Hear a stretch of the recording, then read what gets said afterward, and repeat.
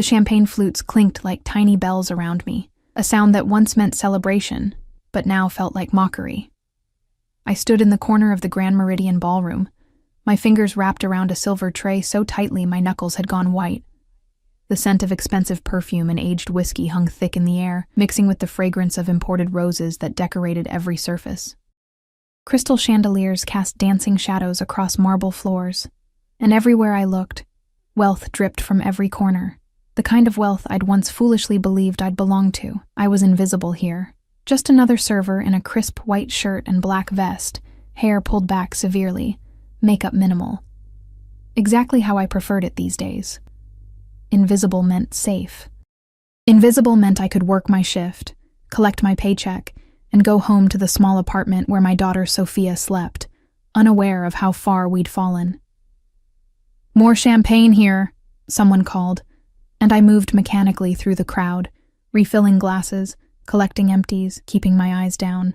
The Ashford Hotel's annual charity gala, the irony wasn't lost on me.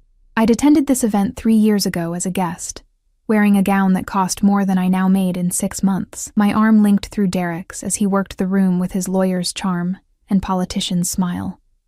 Now I was serving drinks to people who'd once called me friend. The ballroom doors opened, and I felt it before I saw it, a shift in the atmosphere, like the pressure change before a storm. Conversations didn't stop exactly, but they softened, became more aware. I glanced up reflexively and immediately wished I hadn't. 3 men entered. The 2 flanking were clearly security, broad-shouldered, alert, their eyes scanning the room with professional precision. But it was the man in the center who commanded attention without saying a word. He wore a black suit that probably cost more than a car, tailored so perfectly it seemed painted on. Dark hair swept back from a face that was all sharp angles and dangerous beauty, the kind of face that belonged in Renaissance paintings of fallen angels. Even from across the room, I could see the scar that cut through his left eyebrow, a thin white line that somehow made him more intimidating rather than less. But it was his eyes that caught me, dark, almost black, and when they swept across the room, people actually stepped back slightly, as if making way for a predator. I turned away quickly, focusing on my tray. Whoever he wasn't my concern. I had 4 more hours on this shift. Then I needed to get home to relieve my neighbor who was watching Sophia. My daughter was everything now, the only thing that mattered after, well, if it isn't my dear ex-wife. My entire body went rigid. That voice, God, that voice still had the power to make my skin crawl. Derek stood before me, drink in hand, that familiar smirk playing at his lips. He'd gained weight since the divorce, his face slightly puffy from too much good living. Beside him stood Melissa, of course, Melissa, her hand possessive on his arm, her diamond ring catching the light. My replacement. The woman he'd been sleeping with for the last year of our marriage, Derek. I kept my voice flat, professional. "Can I get you anything?" His smirk widened. "Look at you, serving drinks. How the mighty have fallen." I felt rather than saw people starting to notice. Conversations nearby grew quieter. Heat crawled up my neck, but I kept my expression neutral. "If you'll excuse me, I have other guests. Remember when you wore Dior to this event?" Melissa's voice was sugar-sweet poison.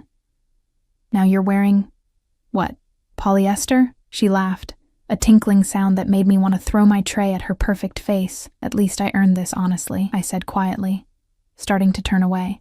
Derek's hand shot out, gripping my wrist.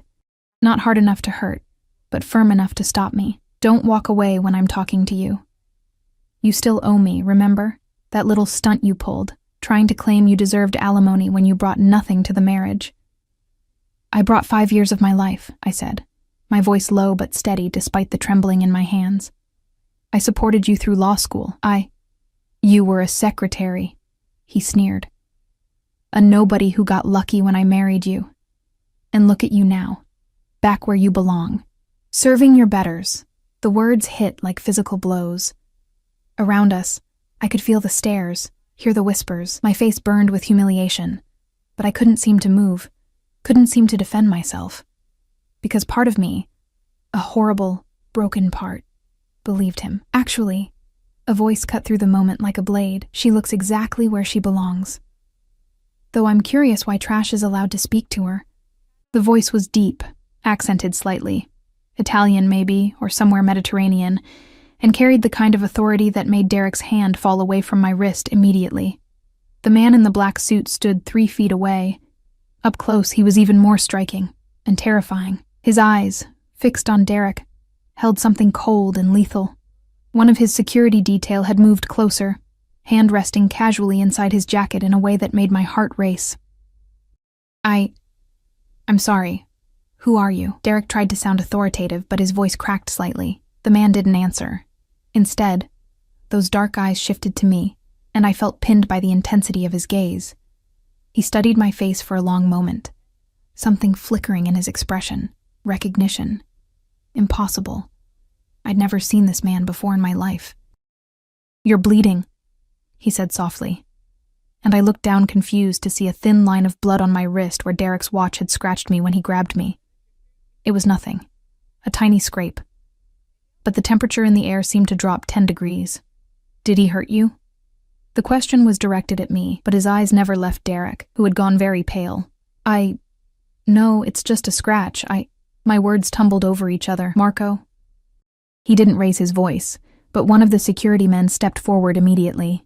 "Please escort this gentleman outside. Ensure he understands that putting hands on staff members is unacceptable." "Now wait Derek started, but Marco's hand landed on his shoulder, and whatever he saw in the man's face made him shut up immediately.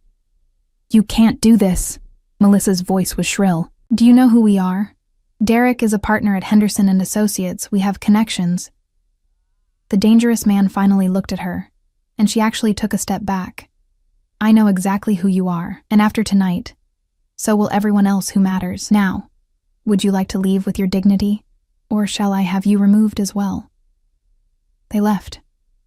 Derek, red-faced and blustering, and Melissa, her heels clicking frantically on the marble as Marco escorted them toward the exit.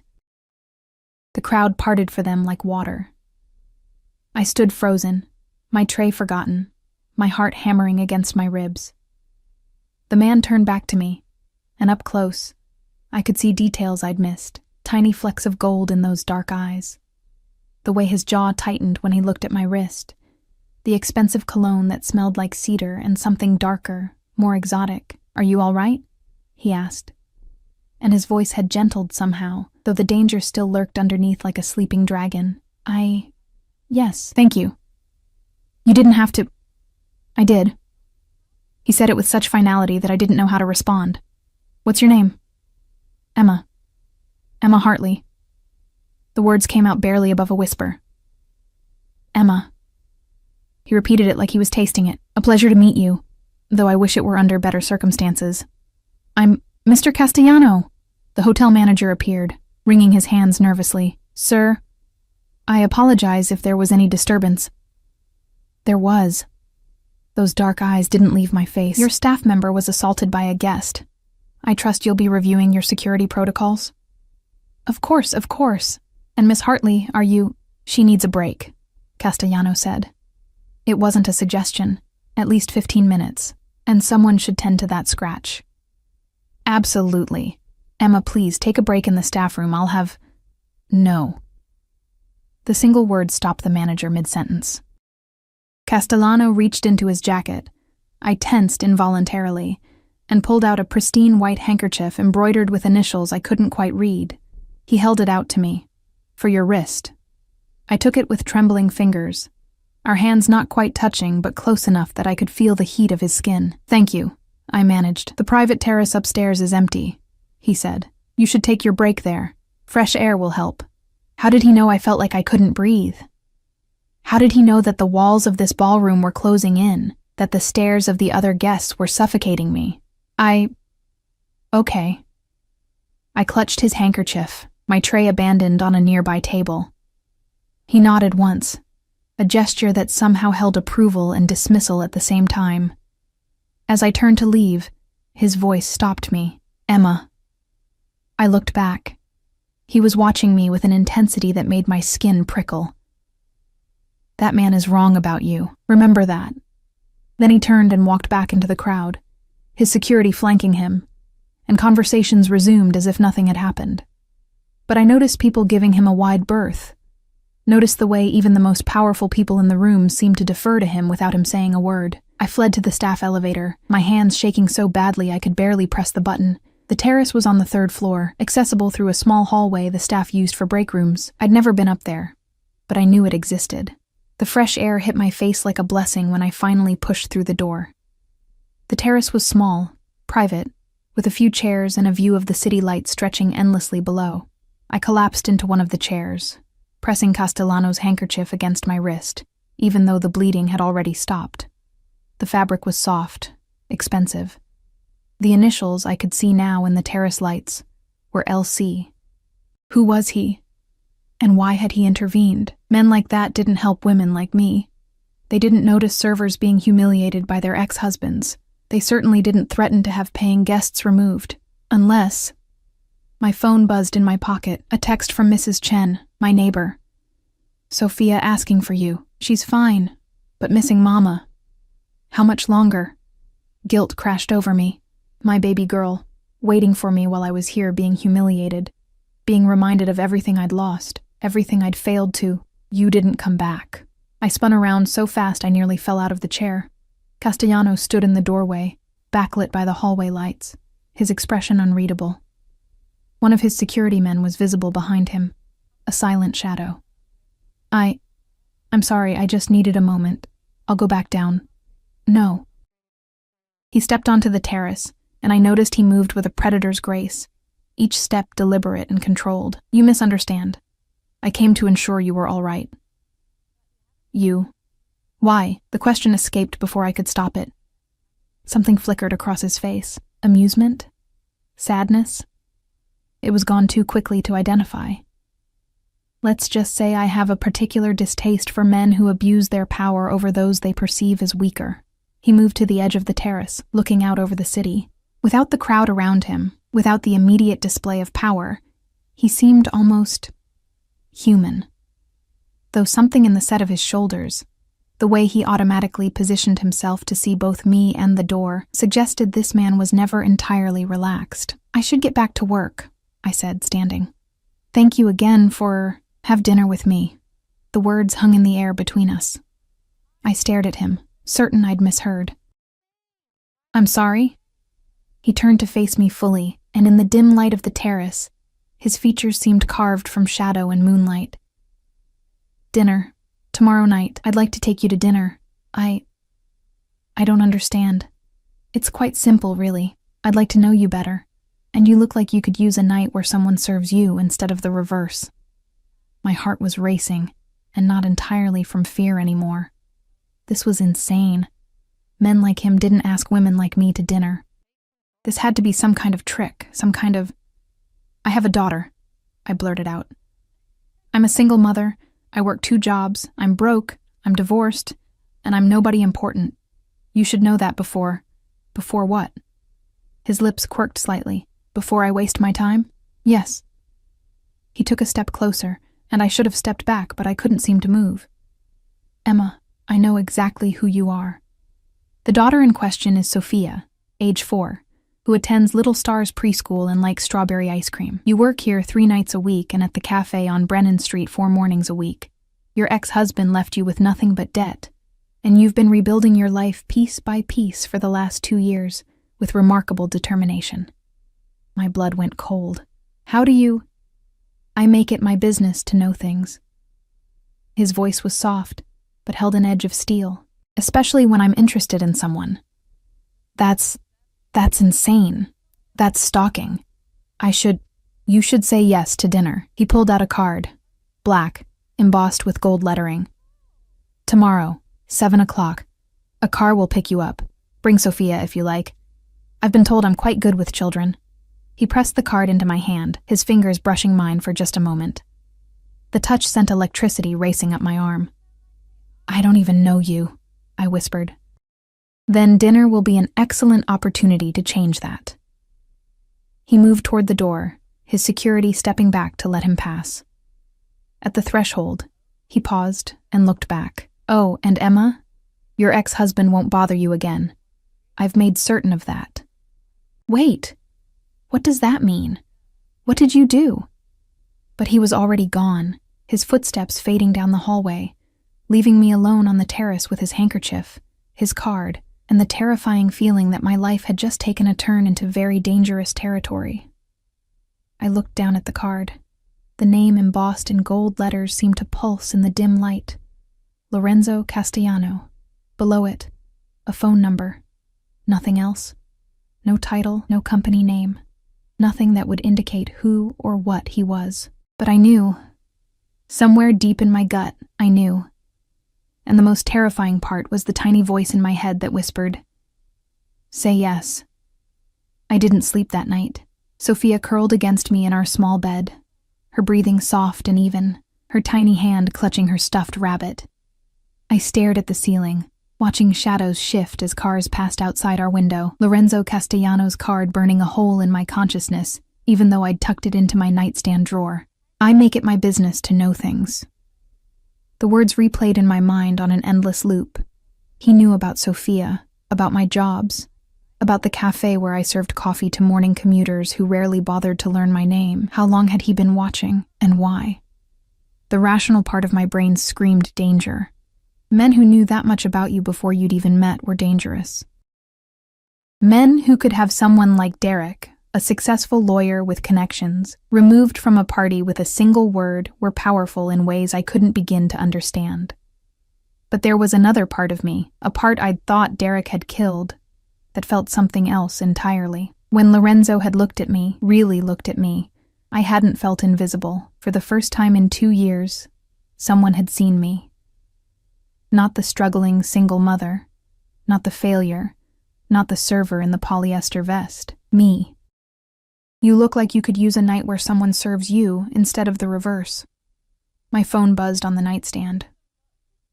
3:47 a.m. Who would text at this hour? I reached for it carefully, not wanting to wake Sophia, and felt my heart stop when I saw the message from an unknown number. "You're awake. You should rest. Tomorrow will be eventful." I stared at the screen, my pulse racing. How did he know I was awake? Was someone watching the apartment? I went to the window, peering through the thin curtains at the street below. A black car sat parked 3 buildings down, engine off, windows tinted dark. My phone buzzed again. "Don't be afraid. The car is there for your protection, not surveillance. Sleep, Emma." I should have been terrified. I should have called the police. Instead, I found myself texting back. Protection from what? The response came immediately, from anyone who might wish to harm you. Your ex-husband made phone calls tonight. Angry calls. Men like him don't appreciate being humiliated in front of their peers. My blood ran cold. Derek. God, I hadn't even thought about how he'd react after being thrown out. He'd always had a temper, always needed to feel in control. During our marriage, I'd learned to make myself smaller, quieter, to avoid triggering it. What kind of calls? The kind that required intervention. He won't bother you again. You have my word. I sat down on the edge of the bed, my hands shaking. This was insane. All of it. And yet, who are you? 3 dots appeared, then disappeared, then appeared again. When the message finally came, it was brief. Someone who would very much like to have dinner with you. 7 o'clock. The car will be there at 6:45. I should say no. Every instinct of self-preservation I possessed screamed at me to block this number, throw away his card, and pretend last night never happened. Instead, I typed, "Just me. Sophia stays with my neighbor." The response was almost instant. "As you wish, though the invitation stands for her as well. Whenever you're ready. Now sleep, Piccola. You're safe." I turned off my phone and lay back down, pulling Sophia closer. Through the curtains, I could just make out the dark shape of the car on the street below. I slept better than I had in months. The next morning brought chaos in the form of my manager at the cafe calling at 6 a.m. "Emma, thank God.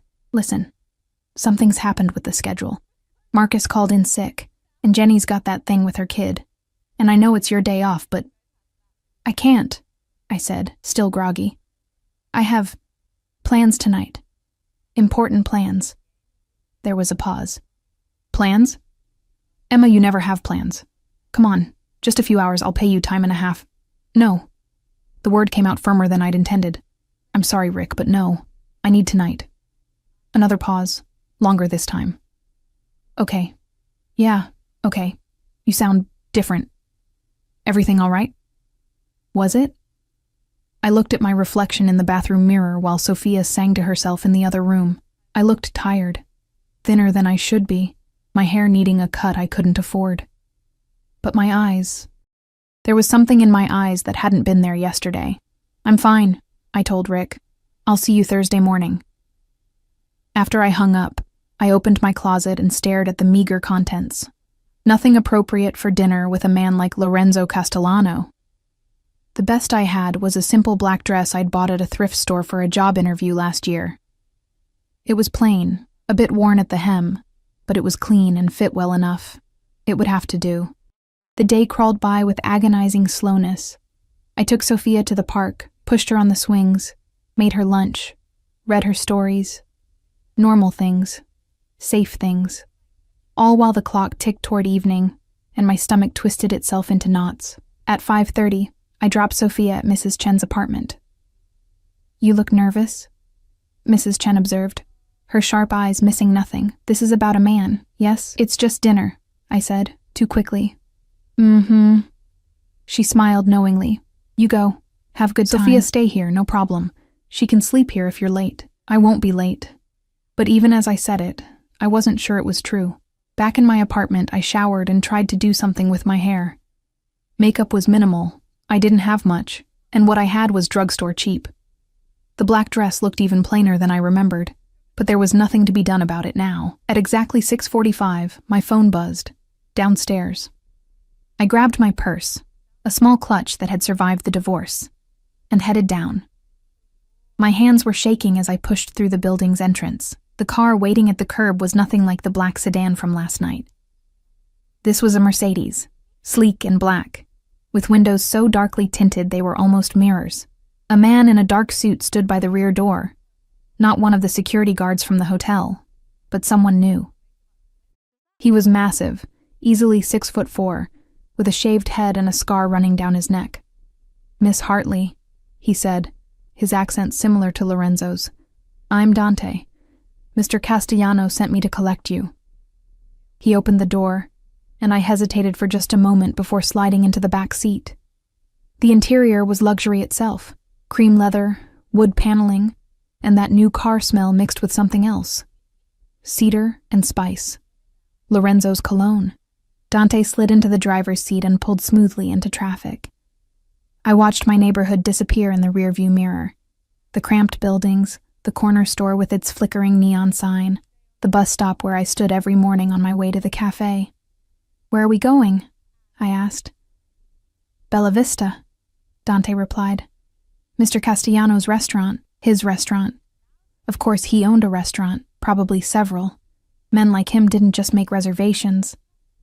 The drive took 20 minutes, carrying us from my working-class neighborhood into the city's heart, where buildings scraped the sky and every storefront gleamed with wealth. Bella Vista sat on a corner, unassuming from the outside except for the valet stand and the subtle elegance of its facade. Dante opened my door, and I stepped out onto pavement that probably cost more per square foot than my monthly rent. This way, Miss Hartley. Inside, the restaurant was intimate and impossibly elegant. Maybe 20 tables, each with pristine white linens and crystal glasses that caught the light from chandeliers overhead. The walls were exposed brick, softened by warm lighting and original artwork. The scent of garlic, wine, and fresh bread filled the air. Every table was occupied except one in the back corner, positioned so it had a view of both the entrance and the rest of the dining room. And at that table sat Lorenzo Castellano. He rose as I approached, and I had to suppress a sharp intake of breath. If he'd been devastating in a suit last night, he was utterly lethal now. Dark slacks and a charcoal dress shirt, open at the collar, sleeves rolled to reveal strong forearms. His hair was slightly mussed, as if he'd run his hands through it, and those dark eyes tracked my approach with an intensity that made my skin prickle. Emma. My name on his lips sounded like a prayer. You look beautiful. I almost laughed. Beautiful? In my thrift store dress and drugstore makeup? But something in his expression told me he meant it. Thank you for coming, he continued, pulling out my chair. His fingers brushed my shoulder as I sat, and that electric current from last night sparked again. A waiter appeared immediately, older, Italian, with kind eyes. "Ah, Miss Emma. Welcome, welcome. I am Giuseppe. Tonight you let me take care of everything, yes? We have special menu for special lady." I opened my mouth to protest, but Lorenzo shook his head slightly. "Giuseppe has been with my family for 30 years. Trust him. Your family owns this place? My grandfather opened it 40 years ago. My father expanded it. I inherited it." Something dark passed across his face when he said, "inherited." There and gone so quickly I almost missed it. Giuseppe returned with wine, red, rich, and probably worth more than I made in a week. Lorenzo raised his glass. "To new beginnings," he said. I touched my glass to his, the crystal singing softly. "I don't understand why I'm here, because I asked you. Men like you don't ask women like me to dinner." His jaw tightened. "Men like me? Powerful, wealthy, dangerous." I met his eyes steadily. "Yes, dangerous. Don't pretend you're not." For a long moment, he simply looked at me. Then, surprisingly, he smiled, a real smile that transformed his face from intimidating to breathtaking. "You're perceptive. Most people see what they want to see. You see clearly." He leaned forward slightly. "Yes, I'm dangerous. Yes, I'm powerful. But I would never harm you, Emma. That, I promise. Why not?" "Because you remind me of someone." The admission hung between us. I wanted to ask who, but Giuseppe returned with the first course. Bruschetta with tomatoes so fresh they must have been picked that morning. Buffalo mozzarella that melted on my tongue. Basil that tasted like summer. "Tell me about Sofia," Lorenzo said. I stiffened. "What do you want to know?" "Everything. What is she like? What makes her laugh? What are her dreams?" The questions caught me off guard. Not invasive, not prying. Just interested. As if he genuinely cared about the answer. So I told him. About how Sofia loved strawberries and refused to eat anything green. How she wanted to be a princess and a dinosaur simultaneously. How she asked a million questions a day and made up songs about everything. How she was the only thing that made sense in my world anymore. Lorenzo listened with complete attention, his eyes never leaving my face. He asked follow-up questions that showed he was actually hearing me, not just waiting for his turn to talk. "She sounds remarkable," he said finally. "Like her mother." Heat crept up my neck. "You don't know anything about me. I know you work 2 jobs to support your daughter. I know you left your marriage with nothing, because he convinced you that you deserved nothing. I know you're rebuilding your life with nothing but determination and love for your child." His voice dropped lower. "I know you're stronger than you believe yourself to be. How do you know about the divorce? I told you. I make it my business to know things." "That's not an answer." "No," he agreed. "It's not." The main course arrived. Osso buco that fell off the bone. Risotto so creamy it was almost sinful. Roasted vegetables that tasted like they'd been kissed by angels. I tried to eat delicately, tried to remember the table manners from my brief time as Derek's wife. But the food was so good I forgot to be self-conscious. Lorenzo barely touched his own plate. He just watched me with those dark, unreadable eyes. "You're not eating," I finally said. "I'm enjoying watching you enjoy it." "It's more satisfying. That's weird." He laughed. A real, genuine laugh that made something warm bloom in my chest. "Yes, I suppose it is. I've been told I'm intense. That's one word for it." His smile faded slightly. "Emma, I need to tell you something about who I am, what I am." My heart started racing. "Okay." "My family." His phone buzzed. He glanced at it, and his entire demeanor changed. The warmth vanished, replaced by something cold and lethal. "Excuse me." He stood and walked toward the back of the restaurant, the phone to his ear. Even from across the room, I could see the tension in his shoulders, the deadly focus in his movements. Giuseppe appeared at my elbow. "More wine, Miss Emma? Actually, I need to use the restroom." He pointed toward a hallway near where Lorenzo had disappeared. I could hear his voice as I approached. Low, rapid Italian. The words harsh and clipped. I didn't speak Italian, but I recognized anger when I heard it. I ducked into the restroom quickly, my heart pounding. When I emerged a few minutes later, Lorenzo was back at the table, his expression carefully neutral. But I could see the storm still brewing beneath the surface. "Everything okay?" I asked, sliding back into my seat. "Nothing that concerns you." Then, seeing my expression, he softened. "I'm sorry. That was business. It's handled." "What kind of business?" His eyes met mine, and I saw the war in them. The desire to tell me the truth, versus the need to protect me from it. The kind that requires difficult decisions. He said finally. I should have left it there, should have smiled and changed the subject. Instead, I heard myself say, "Are you in the Mafia?" The question fell between us like a grenade. For a long moment, Lorenzo simply stared at me, his expression unreadable. Then, slowly, he leaned back in his chair. "Would it matter if I was? I have a daughter. I'm aware.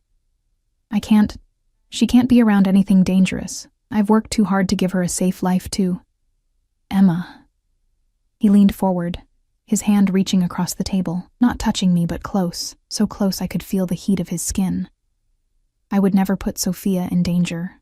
Or you. That's not—" He stopped, choosing his words carefully. "My business involves certain complications, but you and Sophia would be protected. Always." "That's not exactly a denial." "No," he agreed. "It's not." I should have stood up, should have walked out right then. Instead, I found myself asking, why me? Because when I saw him touch you, when I saw the way he made you feel small and worthless, I saw— He stopped, his jaw clenching. I saw someone who deserved better, someone who needed to remember her own worth. By involving me with a criminal? His lips quirked. "I prefer entrepreneur." Despite everything, I almost smiled. Almost. "I need to go," I said, standing. "This was a mistake. I appreciate the meal, but—" "Emma, wait." He stood too, and suddenly we were facing each other across the table, the air between us electric. "Give me a chance. One chance to show you that I'm more than whatever you're imagining right now." "Why should I?" "Because you feel it too, this connection between us. Tell me you don't feel it, and I'll have Dante drive you home right now." "You'll never hear from me again." I wanted to lie. God, I wanted to lie. But when I opened my mouth, the truth came out instead. "I feel it." Something blazed in his eyes. Triumph? Relief? Possession? Then stay. Finish dinner. And afterward, let me show you something. Against every instinct of self-preservation I had, I sat back down. I was either very brave or very, very stupid. I was beginning to suspect it was the latter. Dessert arrived. Tiramisu so light it seemed to float, paired with espresso that was liquid silk. Lorenzo had regained his composure. That dangerous edge sheathed beneath charm and attentiveness, but I could still see it lurking, like a knife hidden in a velvet glove. "The something you want to show me," I said, setting down my fork. "What is it?" "Patience, Piccola." The endearment rolled off his tongue like honey. "First, tell me about your marriage. What happened?" I stiffened. "That's not exactly light dinner conversation." "I don't do light conversation." His eyes held mine. "I want to know what he did to you. All of it. Maybe it was the wine. Maybe it was the way he looked at me like I actually mattered. Maybe I was just tired of carrying it alone. Whatever the reason, I found myself talking. I met Derek at a law firm where I worked as a secretary. He was charming, successful, ambitious. He made me feel special, like I was more than just someone filing paperwork and answering phones. I traced the rim of my coffee cup. We got married fast, too fast. I thought it was romantic. It was really just impulsive. Lorenzo said nothing, just listened with that complete attention that made me feel like the only person in the world. For the first year, it was good, or I thought it was. He worked long hours, but I told myself that was normal for a lawyer. I supported him, made sure he had clean clothes, hot meals, a peaceful home to come back to. I laughed bitterly. I made myself into whatever he needed. And slowly, I disappeared. When did it change? When I got pregnant. The words came out thick. He didn't want children. Said it wasn't the right time, we needed to focus on his career. But I was so happy I thought once Sophia was born he'd fall in love with her the way I had. I blinked back tears. He didn't. He saw her as an inconvenience, saw me as an anchor holding him back. Lorenzo's hand had curled into a fist on the table. I noticed his knuckles were white. That's when Melissa entered the picture. His paralegal, young, ambitious, childless, everything I wasn't anymore. The divorce was ugly. He had better lawyers. He convinced the judge that I'd been a financial burden, that I'd contributed nothing to the marriage. I left with Sophia, some clothes, and debt from his credit cards he'd put in my name. He should be dead. The words were spoken so calmly, so matter-of-factly, that it took a moment for them to register. Lorenzo, I'm serious. A man who abandons his child, who destroys his wife for his own convenience, who leaves you both with nothing. He doesn't deserve to breathe.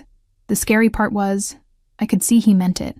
Not hyperbole, not exaggeration. He was genuinely considering it. He's not worth going to prison over, I said quietly. Lorenzo's smile was sharp as a blade. Who said anything about prison? Before I could respond, Dante appeared at the table. He leaned close to Lorenzo, whispering something I couldn't hear. Lorenzo's expression darkened. How many? 3. In a van down the street. They've been there for 20 minutes. My stomach dropped. What's happening? Lorenzo stood smoothly, buttoning his jacket. A minor complication, nothing to concern yourself with. He looked at Dante. Get her to the car. Take the back exit. Marco and Gio will handle our friends. Wait, what? I stood too, my heart racing. What's going on? Emma. Lorenzo's hands came to my shoulders, firm but gentle. I need you to trust me. Can you do that? You're scaring me. Good. Fear keeps you smart. He turned to Dante. If anything happens to her, nothing will happen to her boss. You have my word. Lorenzo's thumb brushed across my cheek. So quickly I almost thought I'd imagined it. Then he was moving toward the front of the restaurant. His entire bearing changed. He looked like a general walking into battle. Miss Emma, this way, quickly now. Dante's hand was at my elbow, guiding me toward the back of the restaurant. Giuseppe appeared from the kitchen, his kind face now creased with worry. There is a car in the alley, he said. Dante, you take good care of our guest, yes? Always. The kitchen was a maze of stainless steel and heat, chefs working with focused intensity while trying not to stare at us. Dante moved me through it with surprising gentleness for such a large man, his body always positioned between me and any potential threat. The back door opened into a narrow alley. A second Mercedes idled there, identical to the one that had brought me. Dante opened the door. Inside, please. What about Lorenzo? Mr. Castellano can take care of himself. Your safety is my only concern right now. I slid into the back seat, my hands shaking. Through the tinted windows, I could barely make out the alley, but I heard it. Shouting, the sound of breaking glass. Something that might have been gunshots, but surely couldn't be. Not really. Not in the middle of the city. The car door opened, and Lorenzo slid in beside me, completely unruffled except for a slight dishevelment of his hair. There was blood on his knuckles. Drive, he told Dante, who pulled out of the alley smoothly. Are you hurt? I asked, staring at his hands. Not my blood. He pulled out a handkerchief, not the same one from last night, but similar, and wiped his knuckles clean. I apologize for the interruption. Some business associates have been persistent. Business associates with guns? His jaw tightened. I told you my business has complications. This is insane. I need to go home. Sophia is safe. I have 2 men watching Mrs. Chen's building. No one will touch her. I stared at him. You have men watching my neighbor's apartment? I have men watching everywhere you and Sophia might be. I told you, Emma. You're protected. This isn't protection, this is... I struggled for words. This is kidnapping. You're free to leave anytime you want. His eyes met mine, dark and intense. But I'd prefer you didn't. Not yet. I promised to show you something, remember? After someone just tried to... what? Kill you? Kill us? Kill me, perhaps. You were never the target. They wouldn't dare. The certainty in his voice was absolute. But it does necessitate a change of plans. We're going somewhere more secure. The car was moving through the city, heading away from my neighborhood, away from anything familiar. I should have demanded Dante turn around. Should have called the police. But I was trapped in this impossible situation with this impossible man. And some twisted part of me wanted to see where it led. Where are we going? Home. My home. 20 minutes later, the car passed through iron gates that opened automatically. The driveway wound through manicured grounds, lit by subtle landscape lighting, and then the house appeared. Calling it a house was like calling the ocean a puddle. It was a mansion. All stone and glass and architecture that probably had a fancy Italian name. Lights glowed in windows, and I could see figures moving inside. More security, no doubt. Dante opened my door. Lorenzo was already out, waiting. His hand extended to help me. Against my better judgment, I took it. His fingers closed around mine, warm and strong, and that electric current sparked again. He didn't let go as we walked toward the entrance. The interior was exactly what I'd expected. High ceilings, marble floors, artwork that probably cost more than my entire life. But there was warmth too. Real furniture, not museum pieces. Books on shelves, photos in frames. Your family? I asked, pausing at a collection of photographs on a side table. Was. The single word carried weight. My father, my mother, my sister. All gone now. I'm sorry. He shrugged, but I saw the pain in his eyes. It was a long time ago, this way. He led me through the house to a set of French doors that opened onto a terrace. Beyond it, I could see a pool lit from below, water glowing blue in the darkness. And beyond that, gardens that stretched into shadow. It's beautiful, I admitted. Sophia would love the pool. There's a shallow end, perfect for children. And the gardens have a playhouse my sister used. He paused. I've kept it maintained, just in case. Just in case of what? A 4-year-old girl he'd just met. Lorenzo, this is moving too fast. Last night I was serving drinks, and now I'm at your mansion, there were guns, and you're talking about Sophia playing in your pool. I know. He turned to face me fully.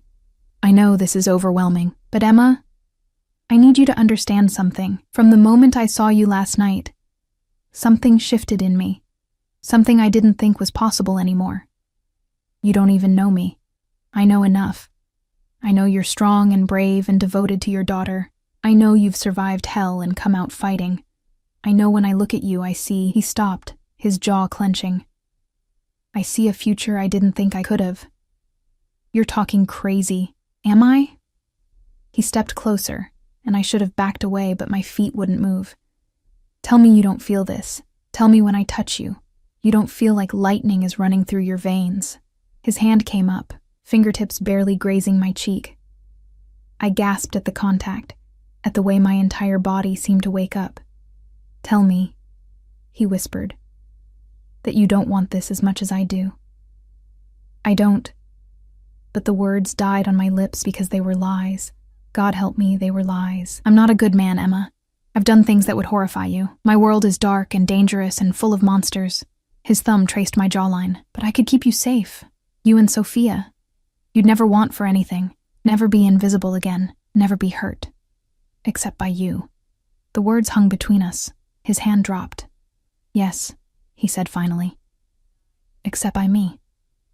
I can't promise I won't hurt you, Piccola. Men like me, we destroy beautiful things. It's in our nature. Then why are you doing this? Because I'm selfish. Because for the first time in 10 years, I want something more than power and revenge. I want... He turned away, running a hand through his hair. I want you to look at me the way you did tonight at dinner. Like I'm a man, not a monster. My heart was hammering against my ribs. This was insane. All of it. And yet... My father, I said suddenly. He was a gambler, owed money to bad people. When I was 16, men came to our house. They hurt him. Badly. Made my mother and me watch. I wrapped my arms around myself. That's why I can't be part of this world again. Can't let Sophia anywhere near it. Lorenzo's entire body had gone rigid. Who were they? I don't know. Some loan sharks. My father died from his injuries 2 weeks later. We lost everything. That's why I was a secretary, why I latched onto Derek. I was trying to find stability, safety. I laughed bitterly. Lot of good that did. The men who hurt your father. Lorenzo's voice was ice. Do you remember anything about them? Names, faces, anything? Why? Because if they're still alive, they won't be after tonight. The casual way he said it should have terrified me. Instead, I felt something else, something warm and dark and dangerous. One of them had a tattoo, a snake on his neck. The other called him... I paused, trying to remember. Sal or Salvatore. Lorenzo pulled out his phone, typed something quickly. What's done? Done. By morning, they'll wish they'd never been born. He looked at me, and his eyes were molten. No one hurts what's mine. Not then. Not now. Not ever. I'm not yours. Not yet. He stepped closer again, and this time I did back up, my back hitting the stone balustrade of the terrace. But you will be, Emma, because despite your fear, despite your very reasonable desire to run from me, you want this.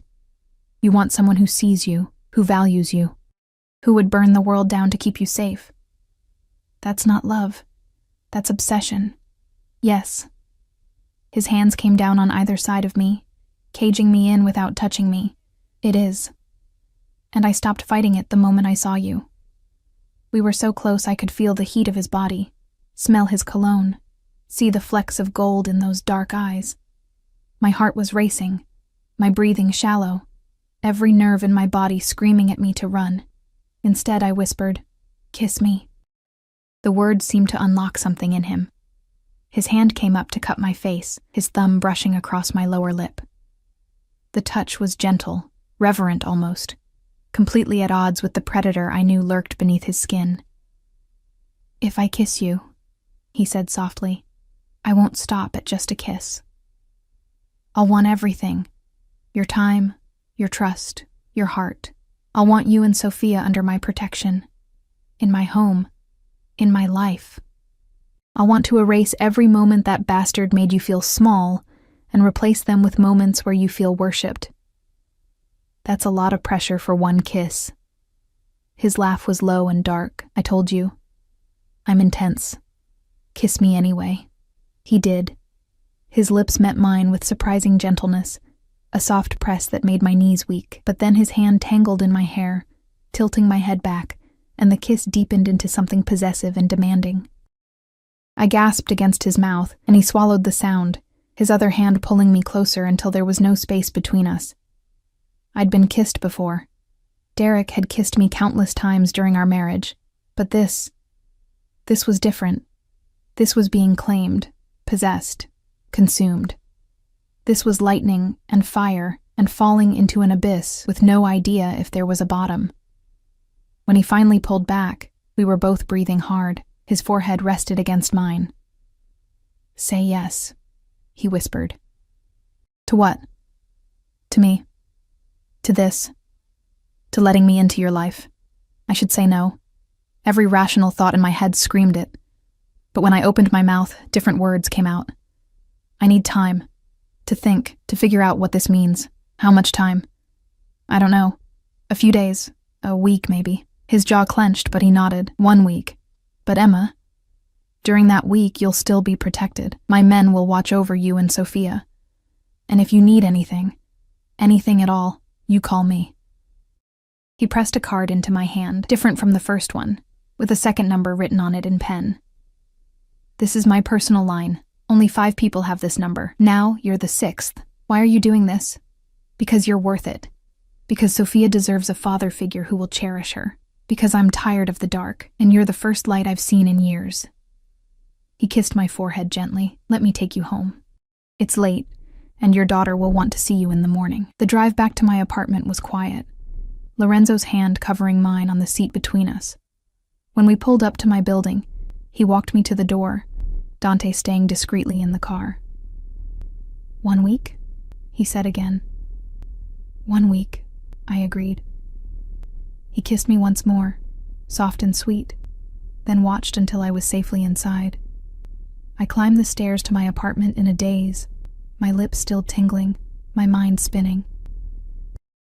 Through my window, I could see the black Mercedes pulling away, and further down the street, another car. Watching. Protecting. I touched my fingers to my lips and wondered what I'd just gotten myself into. The next morning, reality crashed down like a hammer. I woke to Sophia bouncing on the bed, her small hands patting my face. "Mama! Mama, wake up! Mrs. Chen made pancakes." I groaned and pulled her into a hug, breathing in the scent of her strawberry shampoo. For a moment, I could pretend last night hadn't happened, that I hadn't kissed a man who was almost certainly a crime lord, that I hadn't agreed to consider letting him into our lives.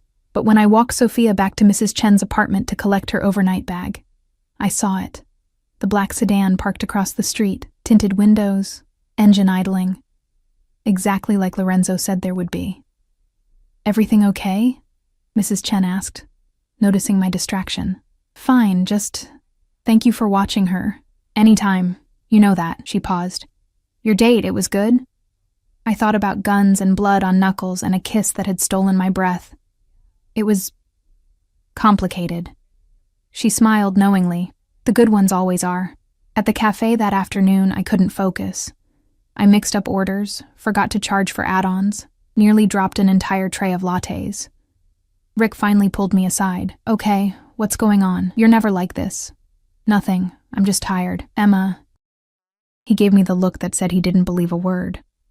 "Is this about those guys?" My heart stopped. "What guys?" "The ones who came in yesterday asking about you. Big guys, expensive suits. They ordered coffee but mostly just asked questions. When you work, where you live, if you have family." Ice flooded my veins. "What did you tell them?" "Nothing." "Jesus, Emma, I'm not stupid. I told them to get lost or I'd call the cops. They left." He frowned. "But they didn't seem like they were going to give up. You in some kind of trouble?" "No, maybe. I don't know." I ran my hands through my hair. What did they look like? One had a neck tattoo. Snake, I think. The other was shorter, stocky, scar on his face. He paused. "Emma, seriously, if you need help." The snake tattoo. Oh God. The men who'd hurt my father. But Lorenzo said, my phone buzzed. A text from the number I'd saved as just L. "The situation from your past has been handled. You won't see those men again. Ever. L." My hands were shaking as I typed back. "What did you do? What was necessary?" "They learned that looking for you was the last mistake they'd ever make. Did you kill them?" 3 dots appeared and disappeared several times. Finally, "No, but they'll wish I had. They won't bother you again. That's all that matters." I should have been horrified. Should have called the police, reported Lorenzo. Ended this insanity before it went any further. Instead, I felt safe. For the first time since my father died, since Derek left, since I'd been struggling alone to keep Sophia and me afloat, I felt safe. And that terrified me more than anything else. 3 days passed in a strange limbo. I worked my shifts, took care of Sophia, tried to maintain normalcy, but everywhere I went, I saw them. Lorenzo's men, in cars on my street, at the cafe, ordering coffee they didn't drink, at the park where I took Sophia, sitting on benches with newspapers they didn't read. Sophia noticed too. "Mama, why is that man always there? He's just making sure we're safe, baby." "Safe from what?" "From your mother's poor decisions," I thought. But I said, "Nothing. Don't worry about it."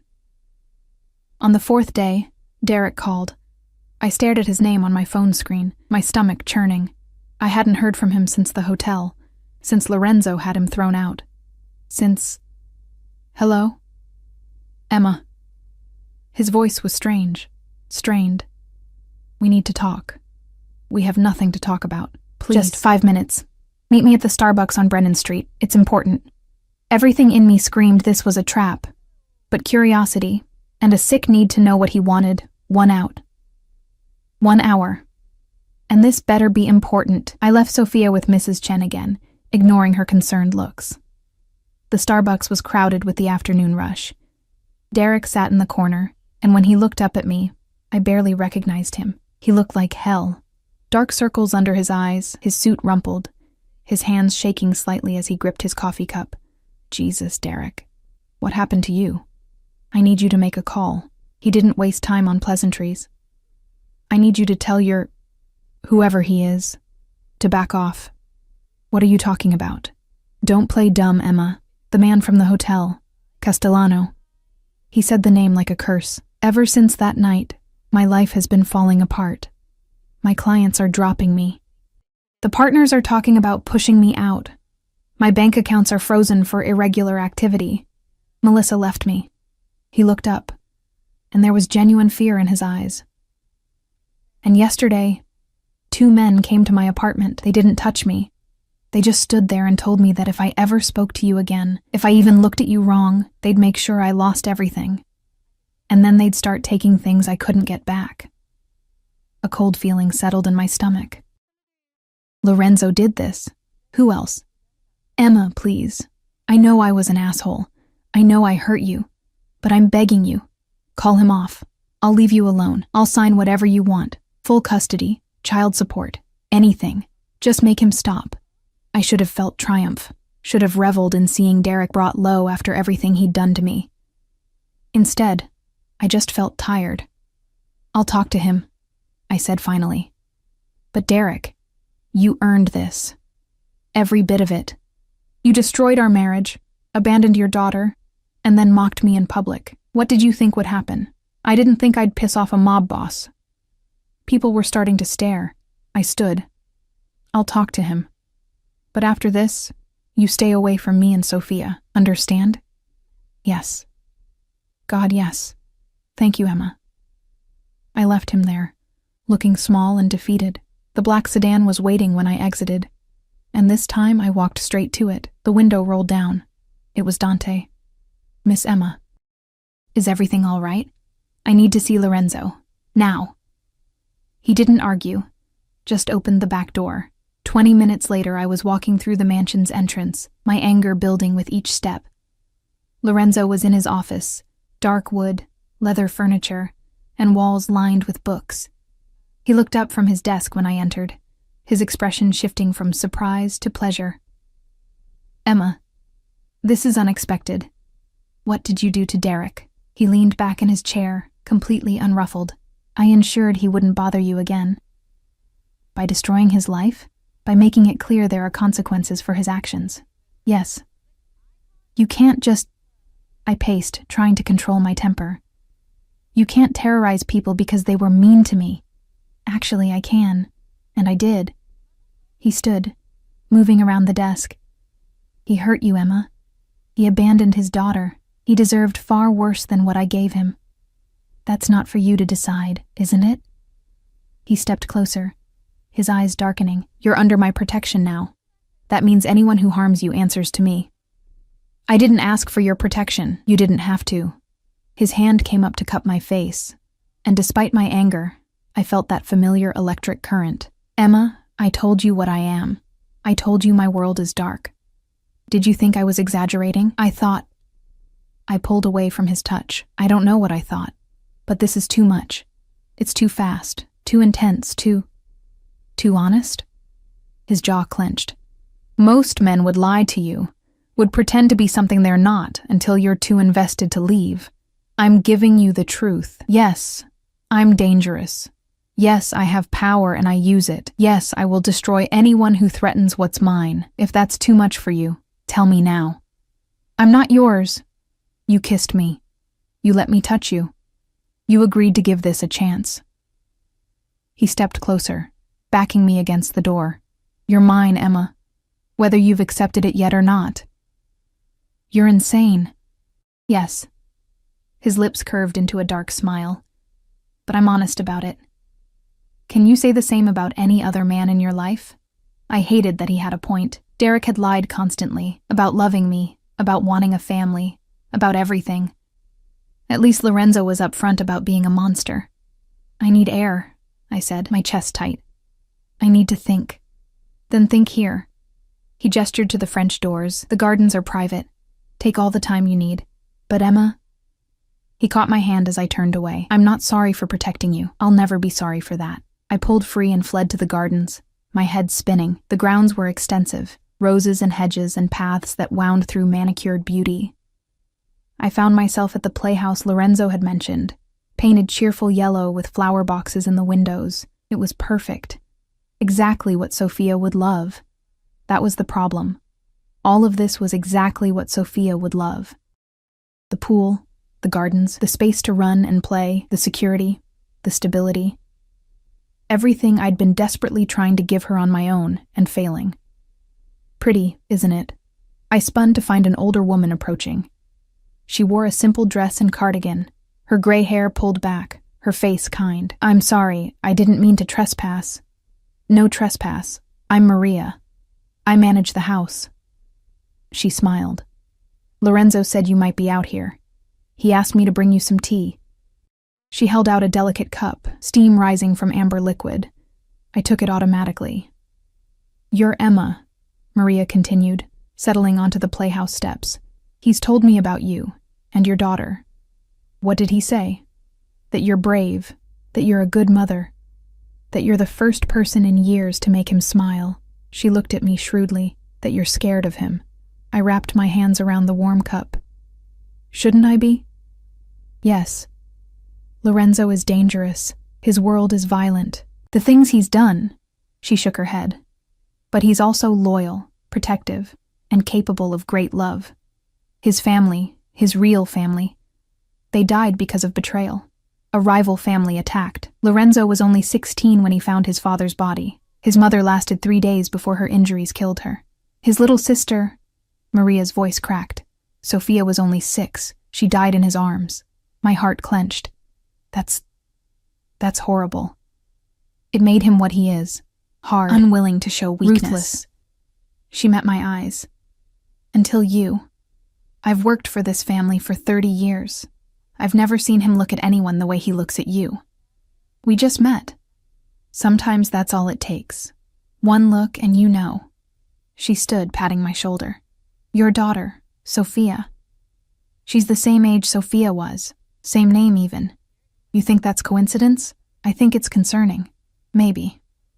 Or maybe it's fate giving a broken man a second chance." She started back toward the house, then paused. "He'll never force you to stay, Emma. But if you leave, you'll take the last bit of light left in him. Choose carefully." She left me alone with the tea and my thoughts. I sat on the playhouse steps, staring at the mansion. Through the windows, I could see Lorenzo in his office, talking on the phone. Even from here, I could see the tension in his shoulders, the way he moved like a caged predator. My phone buzzed. A text from Mrs. Chen with a photo. Sophia coloring at the kitchen table, her tongue stuck out in concentration. My baby girl. My whole world. Could I bring her into this? Into Lorenzo's darkness? But then I thought about the alternative. Struggling alone. Always one emergency away from disaster. Sophia growing up in a tiny apartment, wearing thrift store clothes, while I worked myself to exhaustion trying to provide. Lorenzo could give her everything: safety, stability. A father figure who would actually cherish her. And what would he give me? I remembered his kiss, the way he looked at me like I was precious. The way he destroyed the men who'd hurt my father without me even asking.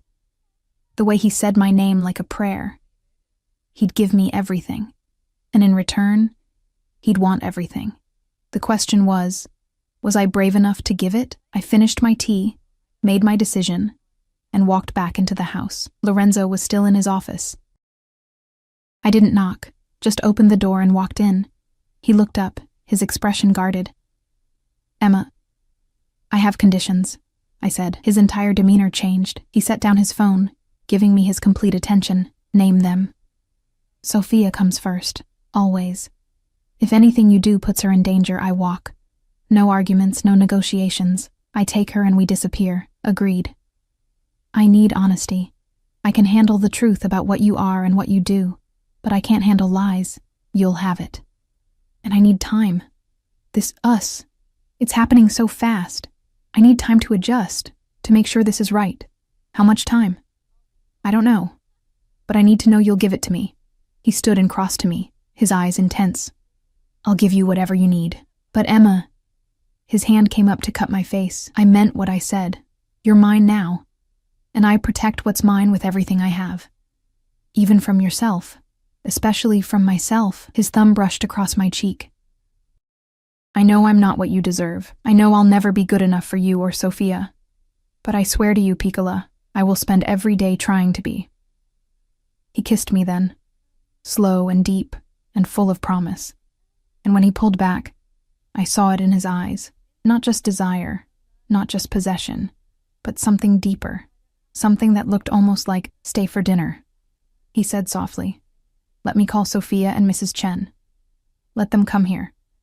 Let me show you what life could be like. I should say no. Should take another week to think, to plan, to prepare. Instead, I said, okay.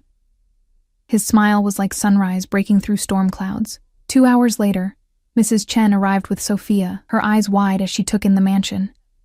And Sophia, my beautiful, fearless girl, ran straight to Lorenzo without hesitation. Are you Mama's friend? I am, Lorenzo said, crouching down to her level. And I hope to be your friend too. Would you like to see the playhouse? There's a playhouse? He laughed, a real, genuine laugh, and took her hand. Come on, I'll show you. I watched them walk toward the gardens, Sophia chattering away while Lorenzo listened with complete attention. Mrs. Chen came to stand beside me. That man, she said quietly, is either going to be the best thing that ever happened to you, or the worst. I know. But you're going to try anyway. I am. She patted my arm. Then I'll pray it's the first one. I watched Lorenzo lift Sophia onto his shoulders so she could see into the playhouse windows, heard her delighted squeals, saw the way his expression softened, and I thought, maybe, just maybe, we could make this work. Maybe I'd found something worth the risk. 6 months later, I woke to sunlight streaming through floor-to-ceiling windows and Sophia's laughter echoing from somewhere downstairs. I stretched in the massive bed. Our bed now, though it had taken 3 months before I'd agreed to share it with Lorenzo, and breathed in the scent of coffee wafting up from the kitchen. Real coffee.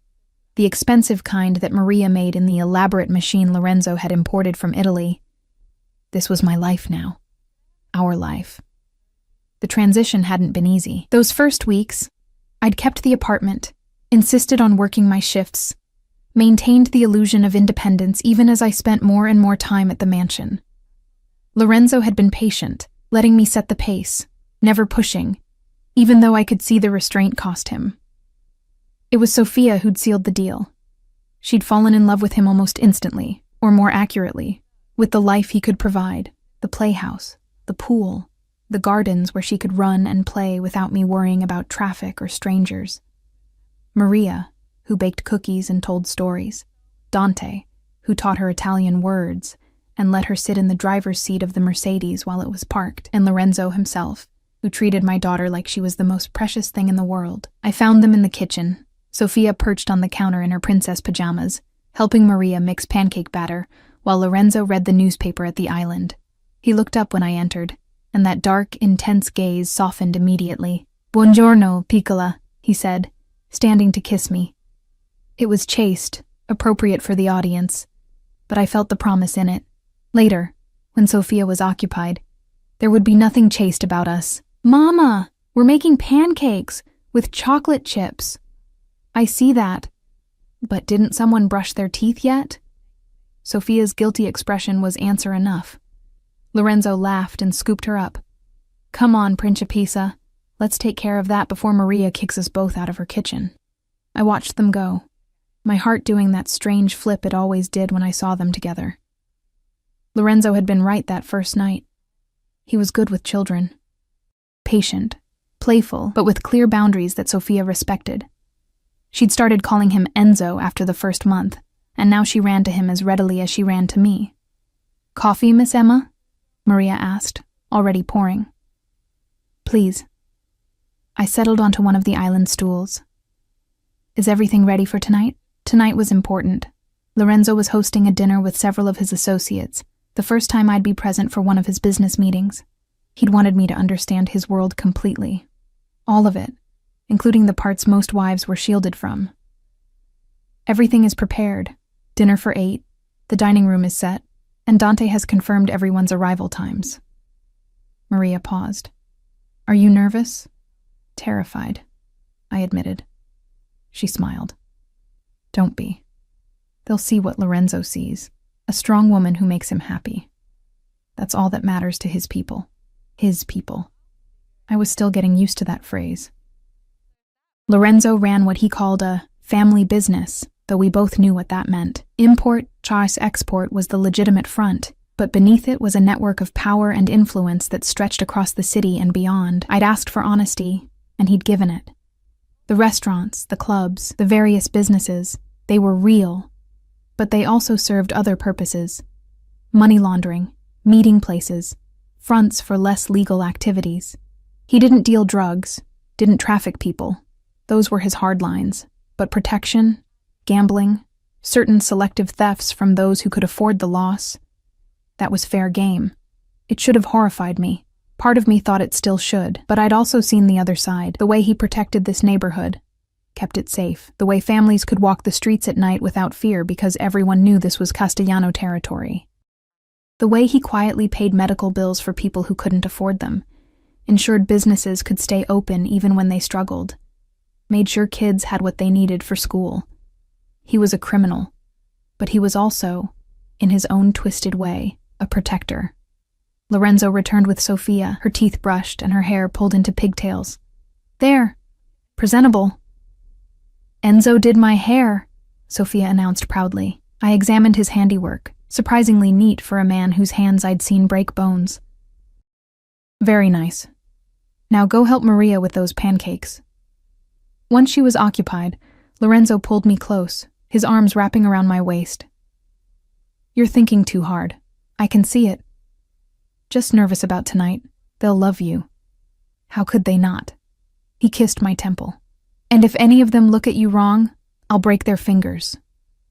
Lorenzo. What? I'm being honest. But he was smiling. That rare, genuine smile that still took my breath away. The day passed in a blur of preparations. Maria cooked, Sophia played, and Lorenzo disappeared into his office for several hours of phone calls and meetings. I spent the time getting ready, choosing a dress from the wardrobe Lorenzo had gradually filled. Deep emerald green, elegant, but not ostentatious. When I emerged, Lorenzo was waiting in the hallway. He wore a black suit, his hair styled back, and when he saw me, he went completely still. Bellissima, he breathed. You're going to make every man in that room wish he were me, and you'll break their fingers, at minimum. He offered his arm. Ready? No, but let's do this anyway. The dining room had been transformed. Crystal and china gleamed on the long table, candles provided soft lighting, and the smell of Maria's cooking filled the air. The first guests began arriving at 7. Men in expensive suits, some with wives, all with an air of carefully controlled danger. I recognized the type now, could see the way they moved, the way their eyes constantly scanned for threats, the subtle bulges under jackets that meant weapons. These were Lorenzo's trusted circle, his captains and advisors. Everyone, Lorenzo said, his hand warm on my lower back. This is Emma. He paused, looking at me with something in his eyes I couldn't quite read. My fiancé. The room went silent. I stared at him, my heart stopping. Lorenzo, I whispered. What? He pulled a box from his pocket, opening it to reveal a ring that probably cost more than my childhood home. Diamonds and emeralds, elegant and beautiful and terrifying. I was going to wait, he said quietly, his voice pitched just for me, though everyone was watching. But I don't want to wait anymore. Emma, you and Sophia have become everything to me. You've brought light into a life I thought would always be dark. You've given me a reason to be better, to build something beyond just power and revenge. He took the ring from the box. Marry me. Make it official. Let me be Sophia's father in more than just practice. Let me spend the rest of my life protecting you both and thanking whatever fate brought you into that ballroom 6 months ago. Tears were streaming down my face. You're supposed to ask in private, not in front of... I wanted witnesses, so you'd know I meant it, so everyone would know. His eyes held mine, intense and vulnerable in a way I'd never seen. So, there would be no doubt that you're mine and I'm yours. I should think about it, should consider all the implications. should be rational and careful and smart. Instead, I said, yes. The room erupted in applause and cheers as Lorenzo slid the ring onto my finger and kissed me hard enough to make me dizzy. When we finally broke apart, his men were grinning. Actual genuine pleasure on faces that usually showed nothing but cold calculation. "About damn time, boss," one of them called out. "We were starting to think you'd never ask." "You knew?" I asked. "Bella." Another man, Gio, I remembered, said with a laugh. "We've known since that first night, the way he looked at you. We knew you were it for him. Dinner was a revelation. These dangerous men, these criminals and enforcers, were warm and funny and surprisingly normal. They asked about Sofia, complimented Maria's cooking, told embarrassing stories about Lorenzo that made him roll his eyes, but also smile. And through it all, Lorenzo's hand found mine under the table, his thumb tracing circles on my palm, his eyes constantly checking to make sure I was okay. After dessert, after the guests had left with promises to attend our wedding, Lorenzo and I stood on the terrace looking out at the gardens. Inside, Sofia slept peacefully in her room, her permanent room now, decorated exactly how she wanted with princess wallpaper and a canopy bed. "I really am nervous about marrying a mob boss," I said into the quiet. "Technically, I prefer businessman with complicated associates." I laughed, leaning into his warmth. "What happens now?" "Now?" He turned me to face him, his hands cupping my face with a gentleness that still surprised me. "Now we plan a wedding. Now I legally adopt Sofia so she has my name and my protection forever. Now we build a life together, despite all the complications and danger and darkness. What if something happens to you?" His expression darkened. "It won't. But if it does, then you and Sofia will be taken care of. I've made arrangements. Money, property, protection, all of it goes to you. And my men, they've sworn to protect you both if anything happens to me. You'll never be alone or vulnerable again. I don't want your money. I want you. And you have me." He kissed me softly, all of me. The good, the bad, and the terrifying. For as long as we both live, we stood there in the moonlight, and I thought about the journey that had brought us here. From that humiliating night at the hotel to this moment, engaged to a man I'd feared and then fallen for, despite every rational reason not to. He was dangerous. He was a criminal. He'd probably done things that would give me nightmares if I knew the details.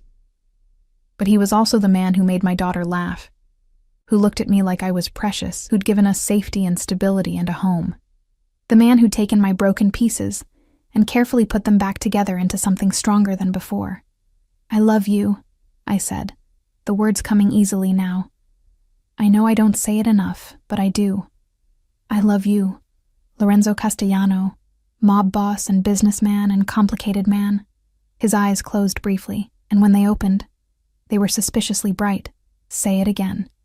I love you. Again. I love you. I love you.